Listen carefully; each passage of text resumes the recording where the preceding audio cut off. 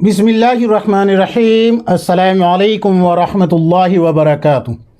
दोस्तों, उम्मीद है कि आप सब खैर आफियत से होंगे। मेरे अज़ीज़ साथियों, आज आप हज़रात की खिदमत में कुछ ऐसे वाक़यात पेश कर रहा हूँ जो आवाम में बहुत मशहूर है।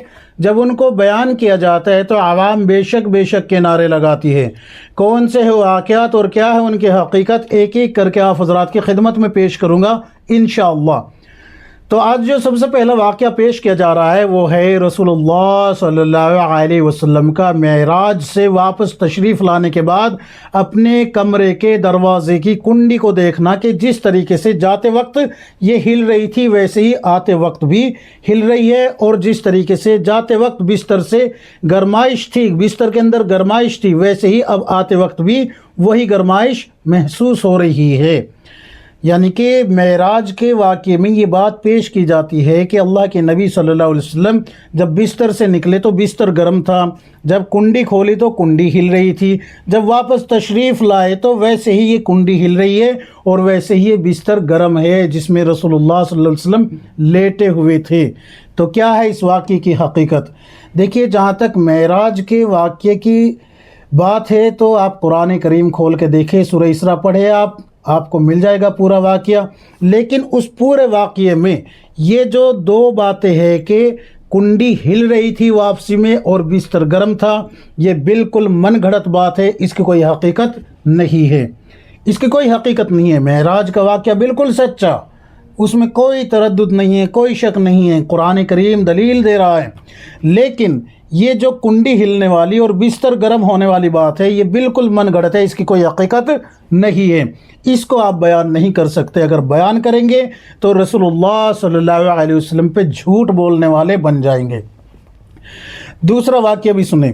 दूसरा वाक़या ये है कि हज़रत अली रज़ी अल्लाह अन्हु की पैदाइश बैतुल्लाह के अंदर होना। मशहूर किया गया है कि जिस वक्त हज़रत अली रज़ियल्लाहु अन्हु पैदा हुए उस वक्त उनकी वालिदा बैतुल्लाह में थी, यानी कि हज़रत अली रज़ियल्लाहु अन्हु की पैदाइश बैतुल्लाह में हुई है। कुछ हज़रात जो है वो इसको इस तरीके से बयान करते हैं अपने वाज़ में, अपने बयान में, कि हज़रत अली रज़ियल्लाहु अन्हु की वालिदा बैतुल्लाह का तवाफ़ कर रही थी। कुछ कह रहे हैं कि 2 रकत उसके बैतुल्लाह के अंदर जाके पढ़ रही थी। तो सवाल ये है कि क्या वाकई हज़रत अली रज़ियल्लाहु अन्हु की पैदाइश बैतुल्लाह में हुई है? तो आपको ये रिवायत मिलेगी कि हज़रत अली रज़ियल्लाहु अन्हु की पैदाइश बैतुल्लाह में हुई है, लेकिन मुहद्दिसीन ने इस रिवायत को नकार दिया है। पहली नकारत क्या है इसमें? पहली नकारत यह है कि अगर हज़रत अली रज़ियल्लाहु अन्हु की वालिदा बैतुल्लाह के अंदर जाके 2 रकत नफल पढ़ रही थी तो वो नमाज का हुक्म उनको कहाँ से मिला? आप सल्लल्लाहु अलैहि वसल्लम को उस वक्त जो है नबुवत ज़ाहिर नहीं हुई थी कि भाई आप सल्लल्लाहु अलैहि वसल्लम को नबुवत के बारे में वही आ गई थी कि आपको नबी बना दिया गया है, नबुवत ज़ाहिर हो गई है। दूसरी बात, बैतुल्लाह के अंदर जाने की जो वाक़या है ये हज़रत अली रज़ियल्लाहु अन्हु की वालिदा का नहीं है, बल्कि एक दूसरे सहाबी है हज़रत हकीम रज़ियल्लाहु अन्हु, उनके ताल्लुक़ से है। ये जो हज़रत अली रज़ियल्लाहु अन्हु वाली रिवायत है कि हज़रत अली रज़ियल्लाहु अन्हु बैतुल्लाह में पैदा हुए हैं, इस रिवायत को शियाओं ने गढ़ा है और उलमाए मुहद्दिसीन ने इस रिवायत को नकार दिया है, कहा है कि बेअसल है, इसकी कोई हकीकत नहीं है, ये लोगों की, शिया लोगों की गढ़ी हुई रिवायत है। दलील के तौर पे मैं आपको बिन्नौरी टाउन का फतवा पेश करूँगा, स्क्रीनशॉट लेके यहाँ पर भी लगा दूँगा और डिस्क्रिप्शन में भी लिंक शेयर कर दूंगा और पेस्ट भी कर दूंगा पूरा फतवा तहरीर करके, आप उसको वहाँ पर देख लीजिएगा ताकि आपकी तसल्ली हो जाए। मैं कोई भी बात अपने पास से नहीं बताता, मैं वही बात पेश करता हूँ जो किताब में होती है। एक साहब ने यही एतराज़ किया है कि ये बग़ैर किताब के कोई बात नहीं करेंगे, उसने ये एतराज़ किया है। और एतराज़ क्यों किया है? एक साहब ने मुझसे कहा कि मुफ्ती साहब, जैसे आप रिवायतों के ताल्लुक़ से बता रहे हैं कि ये मन गढ़ंत है, ये हदीस मन गढ़ंत है, ये वाक़या मन गढ़ंत है, वैसे ही आप तफसीर में जो वाक़यात और रिवायात आए हैं उनकी तहकीक करके भी आप बताना शुरू करें। तो मैंने वहाँ पर जवाब दिया था, कमेंट्स में ही आपको जवाब अब भी मिल जाएगा, वो सवाल भी मिल जाएगा। मैंने जवाब दिया था कि भाई تفاسیر کے تعلق سے میرے پاس کتابیں نہیں ہیں کہ میں ان کی تحقیق کروں۔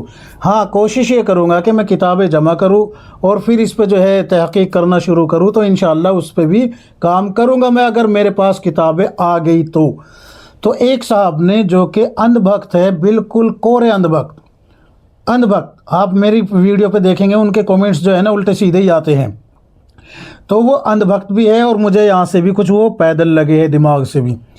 لیکن کئی دفعہ کیا ہوتا ہے، جیسے ڈاکٹر ہوتا ہے نا، وہ بیمار سے جو ہے نفرت نہیں کرتا، بیماری سے نفرت کرتا ہے، اور کبھی کبھی بیماری ایسی ہوتی ہے جو گندگی سے بھری ہوئی ہوتی ہے۔ مثلا کسی کے پیٹ کا آپریشن کرنا ہے تو پاخانے میں ہاتھ ڈالنے پڑیں گے، کسی کے کینسر کا آپریشن کرنا ہے تو کینسر میں ہاتھ ڈالنے پڑیں گے، اس کی گندگی، اس کا مواد، اس کا خون پیپ جو بھی ہے وہ سب اس کا نکالنا پڑے گا ہاتھ سے۔ تو ایسے ہی گندے لوگوں کی گندی ذہنیت کی جو بیماری ہے اس کو نکالنے کے لیے مجھے بولنا پڑ رہا ہے۔ سنیں، آپ نے کہا ہے کہ آپ جو ہے کہ میرے بارے میں کہ آپ کتابوں کے بغیر کچھ نہیں بتا سکتے۔ الحمدللہ ثم الحمدللہ، اللہ کا فضل ہے کہ آپ نے یہ تسلیم کر لیا کہ ہم جو بات پیش کر رہے ہیں وہ کتاب و سنت سے پیش کر رہے ہیں۔ یہ ہمارے حق ہونے کی دلیل ہے۔ آپ نے کہا کہ آپ کتابوں کے علاوہ بتا نہیں سکتے، آپ علماء سو ہو۔ میں کہتا ہوں کہ اگر ہم جو ہے کتاب و سنت پیش کر رہے ہیں تو الحمدللہ ہم علماء حق میں سے ہیں، میں خادم ہوں علماء حق کا۔ آپ جو ہے خود من گھڑت اور بے اصل باتیں آپ مسجدوں میں بیٹھ کے اور جھوٹ بولتے ہیں رسول اللہ صلی اللہ علیہ وسلم پہ اور اللہ تبارک و تعالیٰ پہ من گھڑت باتیں پیش کرتے ہیں۔ آپ خود کو علماء حق کہہ رہے ہیں، شرم آنی چاہیے آپ کو، اور ہمارے بارے میں کہتے ہیں کہ آپ کتابوں کے بغیر کچھ بتا ہی نہیں سکتے۔ تو میرے بھائی میری بات سن، دھیان سے سن۔ اللہ تبارک و تعالیٰ نے رسول اللہ صلی اللہ علیہ وسلم پہ سب سے پہلے جب وحی نازل فرمائیے، حضرت جبرائیل علیہ السلام جب لے کے آئے غار ہرا میں، سب سے پہلی وہی اقرأ بسم ربک الذی خلق، رسول اللہ صلی اللہ علیہ وسلم کو سب سے پہلے حکم ہوا پڑھنے کا۔ تو پڑھا کیا جاتا ہے؟ لکھا ہوا۔ پڑھا کیا جاتا ہے؟ کتاب۔ اللہ تبارک و تعالیٰ نے سورہ بقرہ کے دوسرے رکوع میں، پہلے رکوع میں سب سے پہلے کیا فرمایا؟ ذالک الکتاب لا ریب فیہ، یہ کتاب ہے جس میں کوئی شک نہیں ہے، ھدی للمتقین، کن کے لیے؟ ہدایت یافتہ کے لیے، متقیوں کے لیے۔ ہدایت ہے ان لوگوں کے لیے جو متقی ہیں۔ تو ہمارے پاس تو الحمدللہ اللہ کی کتاب ہے، سنت رسول اللہ صلی اللہ علیہ وسلم ہے، آثار صحابہ ہے اور فقہ ہے، تو ہمارے پاس تو حق ہونے کی دلیل ہے۔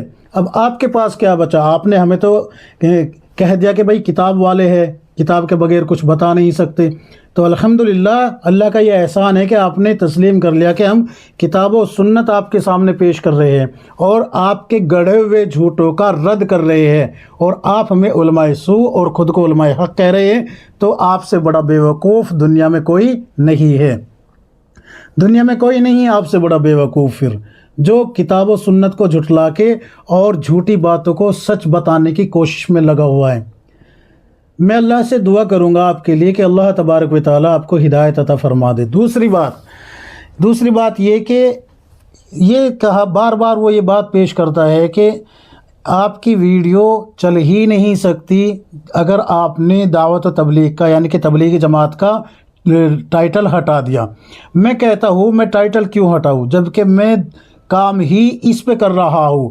سوال یہ کھڑا ہوتا ہے کہ بیان تو سبھی طبقے والے کرتے ہیں، بریلوی بھی کرتے ہیں، دوسرے جو جماعت اسلامی والے ہیں وہ بھی کرتے ہیں، تو آپ تبلیغ کے پیچھے ہی کیوں پڑے ہوئے ہیں؟ تو میں یہ کہوں گا یہاں پر، جیسے کہ عموماً آپ حضرات بھی کہتے ہیں، میں نے بھی یہ باتیں کہی ہے کہ جب کسی بستی کے اندر کئی گھروں میں آگ لگ جائے اور ساتھ میں اپنا گھر بھی جل رہا ہو تو انسان پہلے اپنے گھر کی آگ بجھاتا ہے، دوسرے کی پرواہ بعد میں کرتا ہے۔ تو دعوت و تبلیغ چونکہ ہمارا خود کا ایک کام ہے، الحمدللہ علماء دیوبند نے اس کام کو شروع کیا ہے اور اللہ کے فضل و کرم سے علماء دیوبند ہی اس کی قیادت کرتے رہیں گے۔ تو جب گھر میں آگ ہمارے ہی لگی ہوئی ہے تو سب سے پہلے ہم اپنے ہی گھر کی بجھائیں گے، دوسرے کی پرواہ کرنے کی ہمیں ضرورت نہیں ہے۔ اللہ تبارک و تعالیٰ فرما بھی رہا ہے قرآن کریم میں، یا ایھا الذین آمنوا قوا انفسکم واہلیکم نارا، اے ایمان والو بچاؤ اپنے آپ کو اور اپنے اہل و عیال کو جہنم کی آگ سے۔ اور رسول اللہ صلی اللہ علیہ وسلم کی حدیث مبارکہ ہے کہ جو اپنے لیے پسند کرو وہی اپنے بھائی کے لیے پسند کرو۔ تو بھائی میں اپنے لیے پسند کرتا ہوں کہ میں ممبر پہ بیٹھ کے سچی باتیں کہوں، قرآن کریم پیش کروں، صحیح حدیثیں پیش کروں، فضائل میں ضعیف بھی چل جائے گی لیکن من گھڑت اور موضوع نہیں چلے گی، جھوٹے واقعات نہیں چلیں گے۔ تو میں یہ چاہتا ہوں کہ جیسے میں کتاب و سنت پیش کر رہا ہوں، آپ حضرات بھی کتاب و سنت ہی پیش کریں۔ میں یہ چاہتا ہوں کہ میں اللہ کے نبی صلی اللہ علیہ وسلم کے سامنے اور تمام مجمع عام میں روز محشر رسوا نہ ہونا پڑے، تو آپ کے بارے میں بھی میں یہی چاہتا ہوں کہ آپ کو بھی رسوا نہ ہونا پڑے۔ میں یہ چاہتا ہوں کہ میں جہنم سے بچ جاؤں، آپ کے بارے میں بھی یہی چاہتا ہوں کہ آپ بھی جہنم سے بچ جائیں۔ میں یہ چاہتا ہوں کہ مجھے اللہ کی رضا اور رسول اللہ صلی اللہ علیہ وسلم کی شفاعت حاصل ہو جائے، آپ کے بارے میں بھی میں یہی چاہتا ہوں کہ آپ کو بھی اللہ کی رضا اور رسول اللہ صلی اللہ علیہ وسلم کی شفاعت حاصل ہو جائے۔ تو اگر میں اپنے بارے میں اچھا گمان رکھتا ہوں کہ اللہ تبارک و تعالی مجھے نیکوکار والی تقوی اور طہارت والی زندگی عطا فرما دے، تو آپ کے بارے میں بھی میں یہی چاہتا ہوں۔ کیوں؟ اس لیے کہ رسول اللہ صلی اللہ علیہ وسلم نے فرمایا ہے کہ بہترین مومن وہ ہے جو اپنے لیے پسند کرے، اپنے بھائی کے لیے بھی وہی پسند کرے۔ تو میں تو یہ چاہتا ہوں، اگر آپ کو یہ لگتا ہے کہ بھائی میں غلط ہوں تو آپ جو ہے میرے چینل سے ایگزٹ ہو جائے، مجھے کوئی پرواہ نہیں ہے اس بات کی۔ ضروری نہیں ہے آپ میرے چینل پہ آ کے جو ہے ویڈیو دیکھیں اور پھر اپنے دماغ کو گرم کریں۔ میں آپ کو انوائٹ تو نہیں کرتا نا کہ میں آپ کو انوائٹ کرتا ہوں کہ آئے اور آ کے یہاں پر جو ہے الٹے سیدھے کومنٹس کریں۔ بہرحال جو میرا موقف تھا میں نے بتا دیا، اور یہ آپ کا شکریہ کہ آپ نے تسلیم کر لیا کہ ہم جو ہے کتاب و سنت والے ہیں۔ الحمدللہ ہم جو بھی بات پیش کرتے ہیں وہ کتاب و سنت کی روشنی میں پیش کرتے ہیں۔ اسکرین شاٹ لگاؤں گا میں آپ کے کومنٹس کے، دھیان سے دیکھ لینا ان کو۔ اللہ تبارک و تعالی مجھے بھی آپ کو ہم سب کو کتاب و سنت کے مطابق تقوی اور طہارت والی زندگی گزارنے کی توفیق عطا فرمائے، ایمان پر خاتمہ بالخیر فرمائے، آمین یا رب العالمین۔